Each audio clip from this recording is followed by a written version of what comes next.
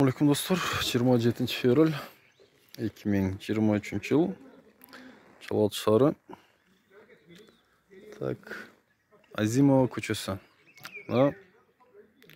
Милицейский деп қойды. Бұл ішкі іштер министрлігіне қарашты қызматтық үй болып есептеледі.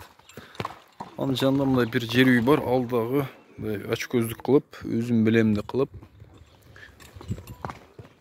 мындай тротуарға шығып алып тұр. Тротуарға емес, мемлекеттің жеріне шығып алып тұр да. Же өзі іштетпейді, же біреуге бербейді. Қаншалық адамдың деңгейінің төмендігі. Аны көріп тұр да қошнасы шығып тұр. Мінеке. Дағы бірі. Аны көріп, дағы бір қошнасы шығып тұр. Бұл самазақатчиктердің көчесі екен да. Аны көріп, дағы бір қошнасы шығып тұр. Жалағат шарын мэриясы бұға да реакция қылып қойды деп ішенеміз. Анткен принципиал тұрды, бұларды бұздырыш керек. Бұл біреуінің ақысына, елдің ақысына кіру болып есептеледі.